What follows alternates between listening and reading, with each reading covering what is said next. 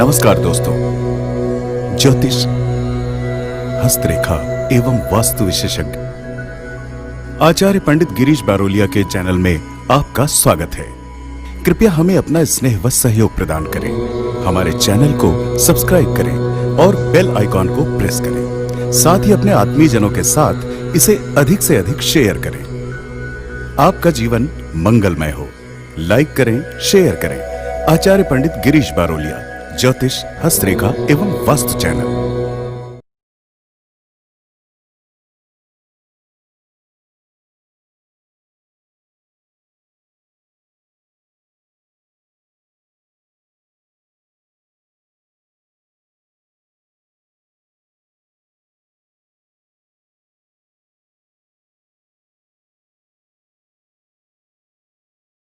राधे राधे, जय श्री कृष्णा। नमस्कार, मैं आचार्य पंडित गिरीश बारोलिया। मित्रों,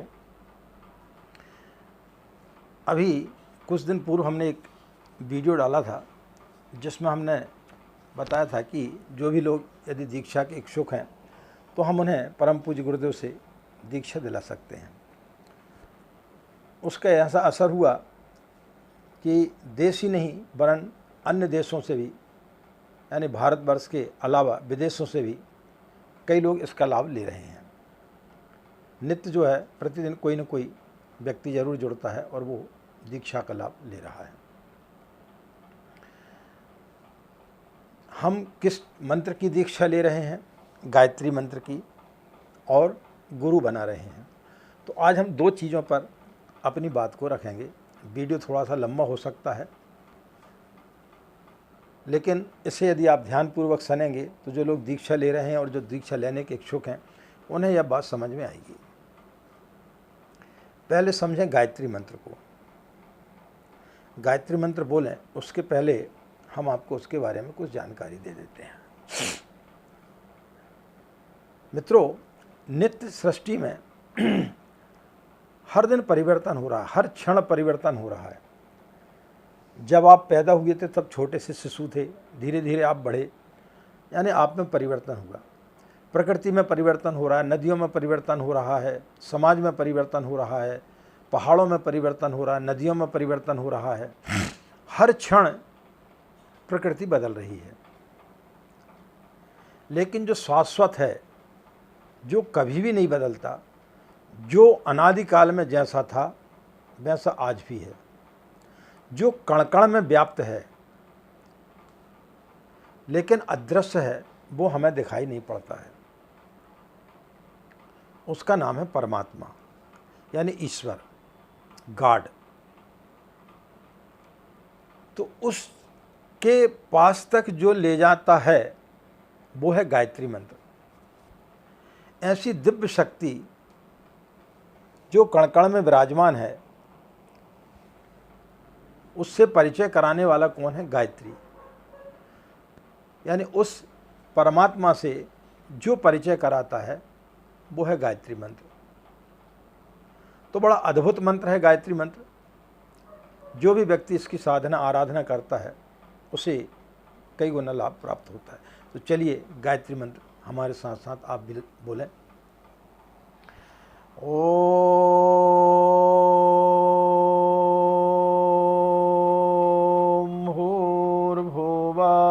स्वाहा तत्सवितुर्वरेण्यं भर्गो देवस्य धीमहि धियो यो नः प्रचोदयात्। अखण्डमण्डलाकारं व्याप्तं येन चराचरं तत्पदं दर्शितं येन तस्मै श्रीगुरवे नमः। तस्मै श्रीगुरवे नमः। मित्रों, आज हम आपके लिए बताने के लिए जा रहे हैं कि गुरु दीक्षा तो आप ले रहे हैं, लेकिन सदगुरु की पहचान कैसे करें? सदगुरु होता कौन है? सदगुरु क्या करता है? और सदगुरु को कौन व्यक्ति पहचान सकता है? गुरु का अर्थ ही होता है जो अंधकार से प्रकाश की ओर ले जाता है।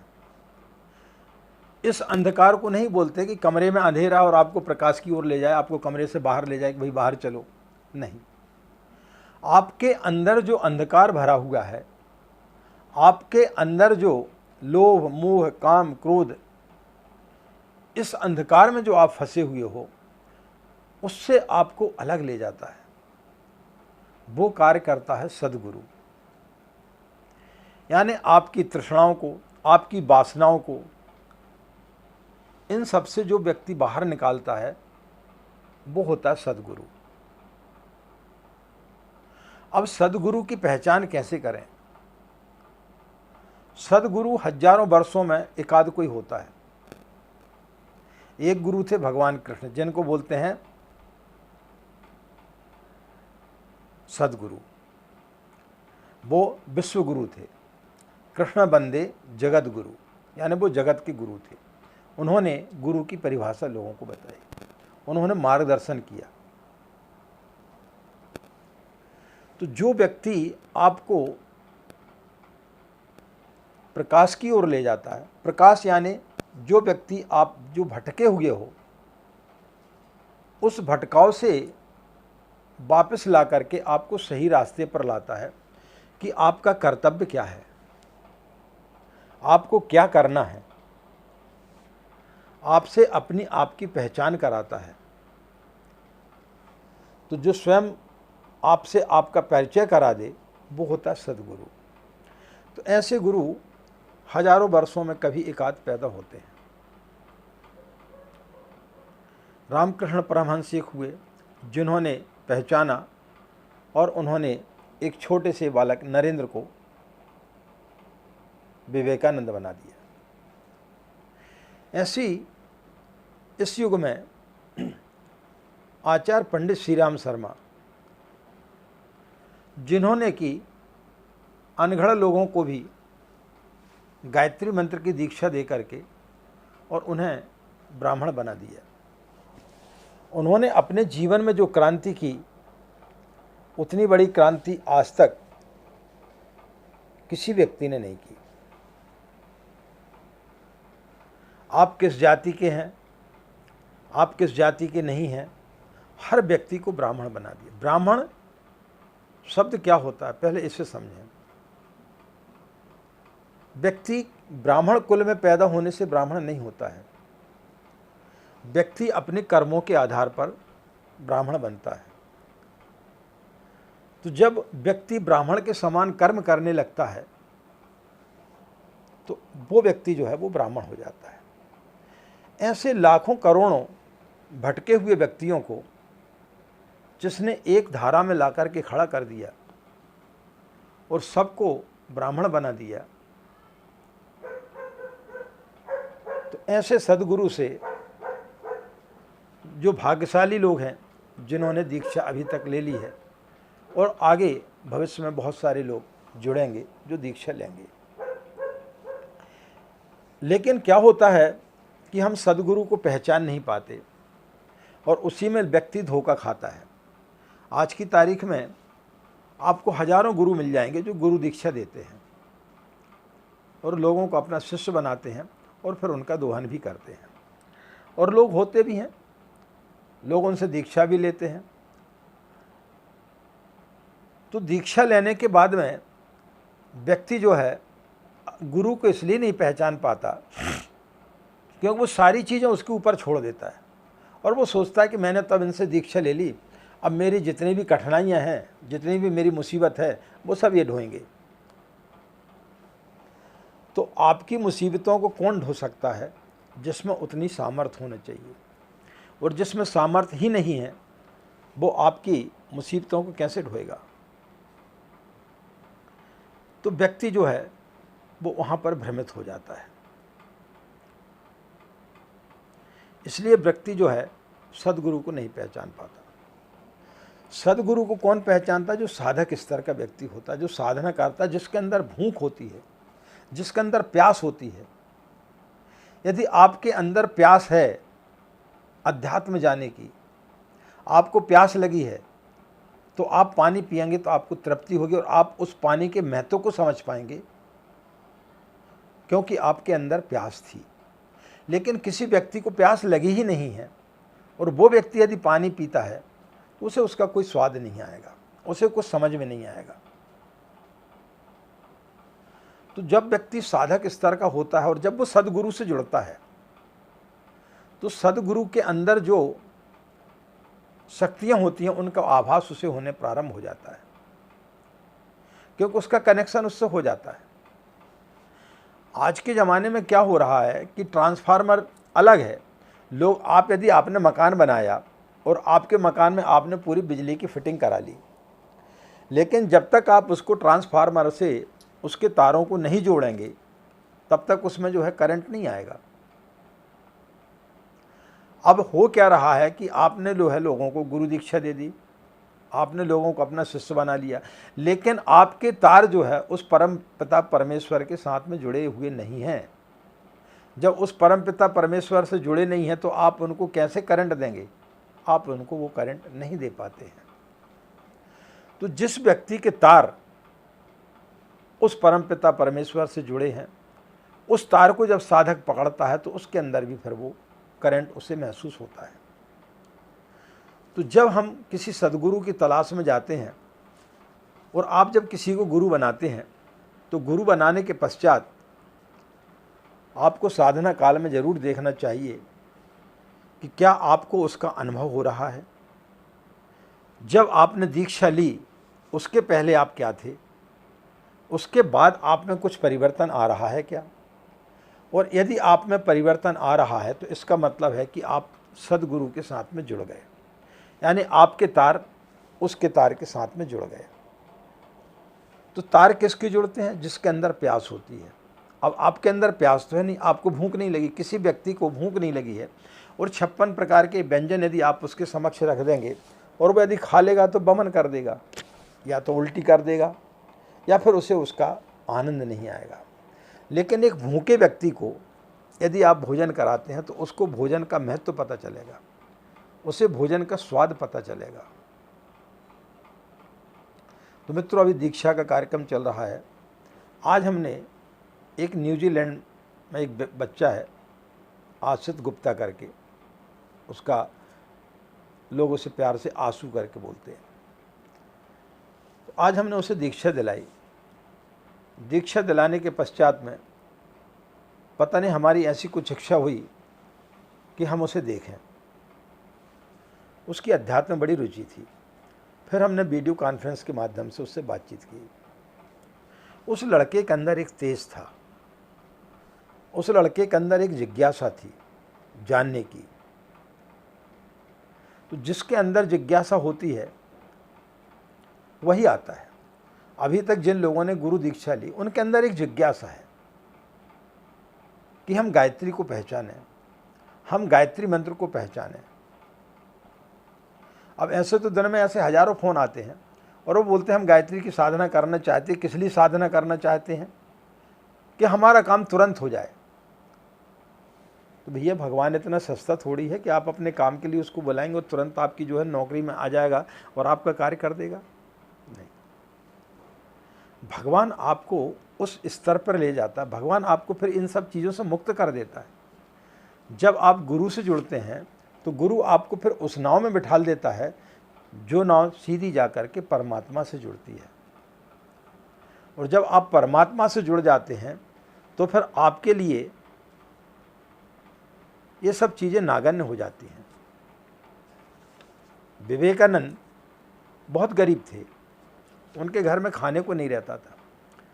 वो रामकृष्ण परमहंस से जाकर के बोलते थे, गुरुजी मेरे घर में कुछ भी खाने को नहीं है।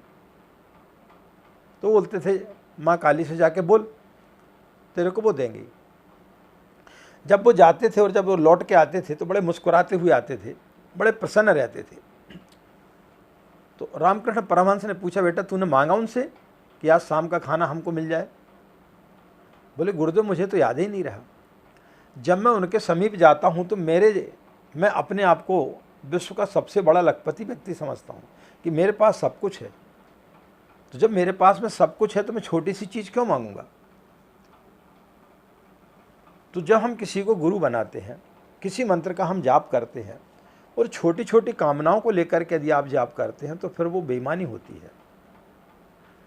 फिर आप उसके निकट नहीं जा रहे हैं, क्योंकि आपका ध्यान जो है आपके स्वार्थ में लगा हुआ है, और जब आपके स्वार्थ में ध्यान लगा हुआ है तो फिर आप उसके निकट नहीं पहुंच सकते।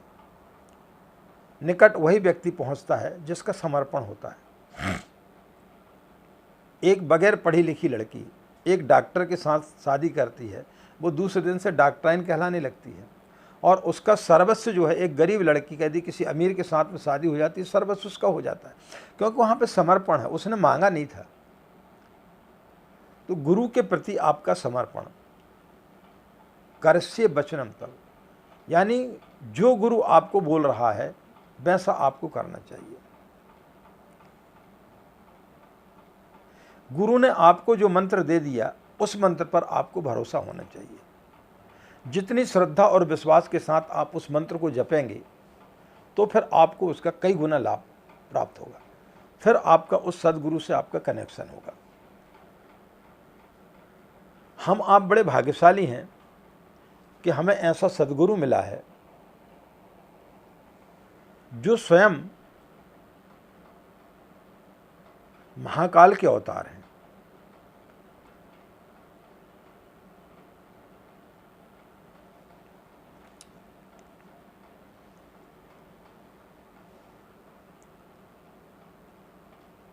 जो स्वयं साक्षात परमात्मा है। आप एक बार उनसे जुड़ करके देखिए, उनका स्पर्श, उनका अनुभव आपको स्पष्ट दिखाई देगा। लेकिन कब दिखाई देगा? जब आप उनसे जुड़ेंगे, और जब आप उनसे जुड़ जाते हैं तो फिर आप उनके दिव्य दर्शन भी कर सकते हैं। कई लोगों के मन में ये भ्रांति रहती है कि पूज्य गुरुदेव तो अब है नहीं, तो उन्हें कैसे गुरु बनाया जाए। आप ही गुरु बन जाइए। हम कैसे बन सकते हैं? हमारे अंदर उतनी सामर्थ्य कहाँ है? हमारे अंदर वो शक्ति कहाँ है? हम जो कुछ भी बोलते हैं, हमारे अंदर इतना ज्ञान कहाँ है कि हम कुछ बोलें। लेकिन जो बोलते हैं वो वही बुलवाता है, उसे जो कराना होता है वो वही कराता है। तो जो वो बोलते हैं हम बोल देते हैं, जो वो कराते हम कर देते हैं। तो उनका अनुभव हर क्षण हमें महसूस होता है। जब कोई दिव्य सत्ता है तब तो महसूस हो रहा है, जब हमें होता है तो आपको कैसे नहीं होगा। आपका समर्पण होगा, आपका विश्वास होगा, तो निश्चित रूप से आप माने कि आप गुरु दीक्षा लेकर के आचार्य पंडित श्री राम शर्मा से आपका जीवन जो है वो धन्य हो जाएगा। उन्होंने कितने लोगों की बेड़ा नैया को पार किया है। आप मांगते क्यों हैं? माता पिता को अपने पुत्र के लिए क्या चाहिए पता रहता है। समय आने पर वो सारी चीज़ें उसे उपलब्ध वो करा देते हैं। तो जब हम उस सत्ता के पास बैठे हैं तो उसे सब कुछ पता है कि आप क्या चाहिए, क्या नहीं चाहिए, क्या आपके लिए उचित है, क्या उचित नहीं है। सिर्फ आप उसके पास बैठ जाइए और फिर देखिए जो आनंद आता है वो आनंद आपके लिए कहीं नहीं मिलेगा।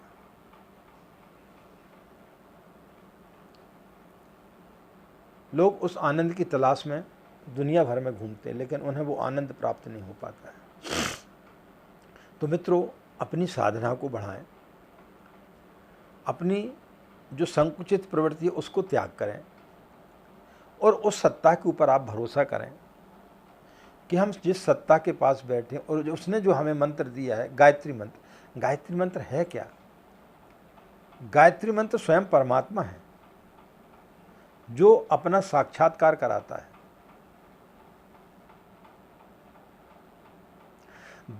देवासुर संग्राम के बाद देवताओं में एक प्रकार का घमंड आ गया, और जब जब व्यक्ति के अंदर अहम आता है तो भगवान उसे नष्ट अवश्य करता है। उन्हें ऐसा लगा कि शायद पूरा देवासुर संग्राम हम ही ने जीता है। तो भगवान जो है एक दिव्य अक्षर रूप के रूप में प्रकट हुए। तो जैसे देवताओं ने देखा, उस प्रकाश के उसमें इतना तेज था कि वो उसे देख नहीं पा रहे थे। तब उन्होंने अग्नि देवता से बोला कि आप जाएं जरा इनसे पूछे कौन है। तो अग्नि देवता जब उनके पास में गए और उन्होंने उनसे पूछा कि आप कौन हैं, तो उन्होंने बोला कि मैं अपना परिचय दूं, इसके पहले आप एक परिचय दें, अपना परिचय दें कि आप कौन हैं। तो उन्होंने बोला कि मैं जात वेदा हूँ, यानी मैं समस्त चीज़ों का ज्ञाता हूँ, मेरे को हर चीज़ का ज्ञात रहता है कि कब क्या होने वाला है, क्या है सृष्टि में। मैं किसी भी चीज़ को जलाकर राख कर सकता हूँ। ऐसे विश्व में ऐसी कोई भी चीज़ नहीं है, अभी तक नहीं बनी है, जिससे मैं जला करके राख ना कर सकूँ। तो वो यक्ष रूपी भगवान ने एक छोटा सा तिनका लिया और उसे बोला कि इसको जलाकर बताओ। बहुत प्रयास किया लेकिन वो उसे जला नहीं पाए। जब दूसरे देवताओं ने देखा कि क्या हो रहा है तो उन्होंने वायु देवता को भेजा। जब वायु देवता गए तो उन्होंने बोला कि भाई आपका परिचय, तो बोले पहला आपका परिचय बताओ। तो बोले मैं मात्र सेवा हूँ, यानी बिना किसी के आधार के मैं किसी भी व्यक्ति को कितनी भी दूर तक उड़ा करके ले जा सकता हूँ। तो उन्होंने बोला कि इस तिनके को आप उड़ा करके बताइए। वो उस तिनके को नहीं उड़ा पाए। जब परेशान हो गए तो भगवान वहाँ से अदृश्य हो गए। फिर सभी देवता जो है माँ गायत्री के पास में गए और माँ गायत्री से पूछा कि ऐसी ऐसी घटना घटी, वो कौन थे। तो माँ गायत्री ने उन्हें बोला कि मैं तुम्हें दुर्भाग्यशाली कहूँ या भाग्यशाली, एक मामले में आप दुर्भाग्यशाली हैं कि स्वयं परमात्मा आपके समक्ष प्रकट हुए और आप उन्हें पहचान नहीं पाए, और भाग्यशाली इसलिए कि उनका तेज, उनका प्रकाश और उनका समीप आपको प्राप्त हुआ। तो मित्रों, उन्होंने बताया कि मैं स्वयं गायत्री हूँ। गायत्री वो दरवाज़ा है जो आपको परमात्मा से परिचय कराता है, अपने आप से परिचय कराता है, वह है गायत्री मंत्र। तो गायत्री मंत्र की जो दीक्षा दी जा रही है, आप लोग जो गायत्री मंत्र की दीक्षा ले रहे हैं, आप उसको जानें, उसको समझें और उस सद्गुरु को पहचानें। और जिस दिन आपको सद्गुरु का एहसास होने लगेगा, तब आपको समझ में आएगा कि वो जीवंत हैं, उनकी चेतना हर जगह व्याप्त है, कण कण में वो मौजूद है। सारी सृष्टि बदल रही है, सिर्फ कौन नहीं बदल रहा? सद्गुरु। पूज्य गुरुदेव जैसे थे वैसे आज भी हैं, उनमें किसी प्रकार का कोई भी बदलाव नहीं है। इसलिए कभी इस प्रकार के ध्यान नहीं आना चाहिए आपके मन में कि हम उनसे मिल नहीं पाए या हम उन्हें देख नहीं पाए। आप उनके पास समीप बैठिए। जिस दिन आप उनके समीप बैठेंगे, वो तो 24 घंटे आपके समक्ष खड़े हुए हैं, उन्हें आपका स्पर्श महसूस होगा। आप उनके लिए अपने आप में सामने खड़ा हुआ आप निश्चित रूप से महसूस करेंगे। हम बड़े भाग्यशाली हैं कि पूज्य गुरुदेव ने हमें ऐसी प्रेरणा दी और इस लॉकडाउन में लोगों को दीक्षा दिलाने का कार्यक्रम हम ऑनलाइन कर रहे हैं और काफ़ी लोग इसमें, लगभग विदेश से कम 25 लोग इसका लाभ ले चुके हैं। और आज जिस लड़के को हमने दीक्षा दी, उससे जब हमने बात की तो हमें और बड़ी प्रसन्नता हुई। उसके अंदर बड़ी प्यास थी, बड़ी ललक थी और हमें ऐसा लगता है कि निश्चित रूप से वो कुछ ही दिनों के अंदर पूज्य गुरुदेव का साक्षात्कार भी कर सकता है और उसे निश्चित रूप से अनुभव होगा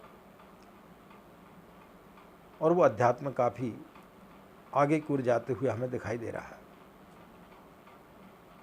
तो मित्रों, जब गायत्री शक्तिपीठ में थे, कार्यक्रम चलते रहते तो उस समय बहुत सारे लोगों को दीक्षा दिलाई, लेकिन अब पूज्य गुरुदेव ने इस माध्यम से कभी हमें इस प्रकार का निमित्त बनाएंगे, हमने कभी सोचा नहीं था और यह अवसर उन्होंने हमें प्रदान किया। तो निश्चित रूप से उन्होंने कुछ देखा होगा या उन्हें कुछ लगा होगा, तो ये हमारा सौभाग्य है कि उन्होंने हमें इस लायक समझा और आप लोगों ने हमें उस लायक समझा कि हम आपको गुरु दीक्षा दे सकें और आपको आचार्य पंडित श्री राम शर्मा को अपना गुरु वरण करा सकें। ये हमारा एक सौभाग्य है। तो मित्रों, हमें बड़ी प्रसन्नता है लेकिन एक सप्ताह के अंदर कम से कम 150 लोग गुरु दीक्षा ले चुके हैं और भी बहुत सारे लोगों के पेंडिंग पड़े हुए हैं, धीरे धीरे करके लोग लेते जा रहे हैं। तो कम से कम इसमें हमें गुरु का कार्य करने का एक अवसर प्रदान हुआ और गुरु को और समीप से देखने का हमें अवसर मिला।